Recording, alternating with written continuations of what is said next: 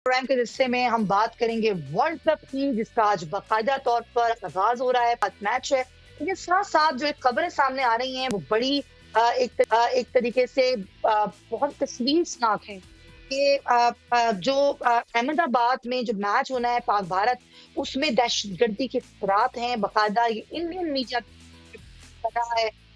और ऐसी सारी सूरत हाल पे हम बात करेंगे। रही हैं तर्जुमान दफ्तर खारजा हैं मुमताज बलोच साहिबा, हम जरा उस पर बात करते हैं। पाकिस्तान इस सारी सूरत हाल को कैसे देख रहा है। अस्सलाम वालेकुम मुमताज बलोच साहिबा। जी अस्सलाम वालेकुम।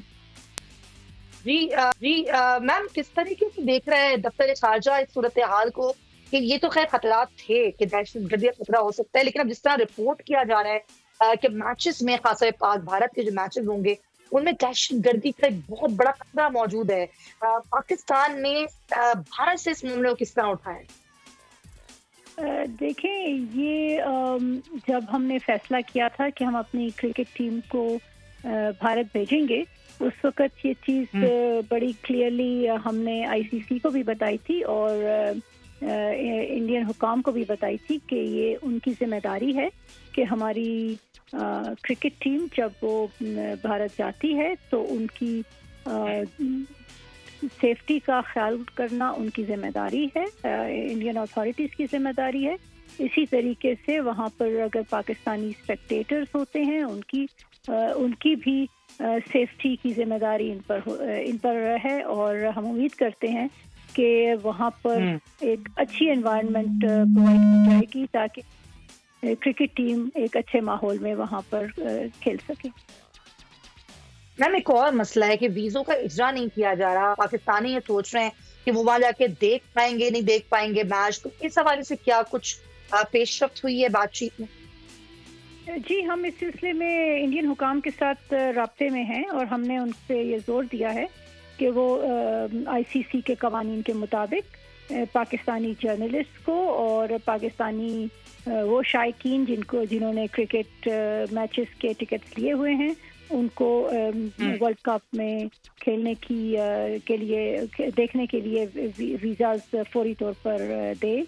और हम समझते हैं कि स्पोर्ट्स के लिए इम्पोर्टेंट है कि इस तरह की रुकावटें ना डाली जाएं और जल्द से जल्द वीज़ास का इजरा किया जाए। मैम, एक तरफ तो ये शायकीन हैं जिन्होंने टिकट्स बुक किए हैं, दूसरी तरफ सहाफ़ी हैं। ये पहली बार हुआ है 1975 के बाद कि सहाफ़ियों को वीज़ों का इजरा नहीं किया जा रहा। कई सहाफ़ियों ने बताया कि उनकी प्रवास थी और उनकी वो प्रवास उनको अपनी कैंसिल करनी पड़ी क्योंकि उनको वीज़ा ही नहीं दिया गया। इस सिलसिले में क्या मामला हुआ है? ये भी बिल्कुल मामला हमने इंडियन हुकाम के साथ उठाया हुआ है और उन पे जोर दिया है कि ये वीज़ा जल्द से जल्द इजरा किया जाए। बिल्कुल ठीक मैम, आपकी मौजूदगी का फायदा उठाते हुए, वो भी मेरा टॉपिक नहीं है, मैं टॉपिक से एक सवाल करना चाहती हूँ कि ये जो गैर जो कानूनी अफगान बाशिंदे हैं उनको निकालने का अब अमल शुरू हो गया है, ये इसको किस तरीके से किया जा रहा है? क्या अफगानिस्तान से भी रास्ते में है पाकिस्तान और किस तरीके से उनको यहाँ से मुल्क बदर किया जाएगा? एक्चुअली मैं चाहती हूँ मैकेनिज्म अगर आप शेयर करना चाहें, मैकेनिज्म क्या होगा? देखिए, इसमें मैकेनिज्म तो गवर्नमेंट ऑफ पाकिस्तान के जो रेलेवेंट डिपार्टमेंट्स हैं वो आपसे ज़्यादा बेहतर तरीके से शेयर कर सकते हैं।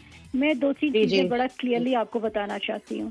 फर्स्ट, ये इम्पोर्टेंट है कि ये जो पाकिस्तान ने फैसला किया है ये किसी एक शहरियत के लोगों के बारे में फैसला नहीं किया, ये फैसला किया है उन तमाम इंडिविजुअल्स के बारे में जो कि इलीगली पाकिस्तान में रह रहे हैं, चाहे उनकी कोई भी शहरियत हो। और पाकिस्तान हुकूमत ने ये अनाउंस किया है कि जिन लोगों ने पाकिस्तान के जो इमिग्रेशन के जो कवानीन हैं, जो हमारे सिटीजनशिप एक्ट हैं और उनकी जो खिलाफ वर्जी है उसके मुताबिक और जिनके पास डॉक्यूमेंटेशन नहीं है उन सबको पाकिस्तान के लॉज के मुताबिक ट्रीट किया जाएगा। और इस सिलसिले में एक डेडलाइन भी दी गई है, उसी डेडलाइन के हिसाब से आगे इम्प्लीमेंटेशन भी होगी। तो किस तरीके से तमाम जो ममालिक हैं, डेफिनेटली वो आपने बड़ा अच्छा क्लियर किया कि तमाम गैर कानूनी मुकीम जो यहाँ पर हैं लोग, उनको ये यहाँ से निकालने की तैयारी है। तो वो किस तरीके से राब्ता किया जा रहा है दीगर ममालिक से, जिस जिस मुल्क के ये गैर कानूनी शहरी हैं?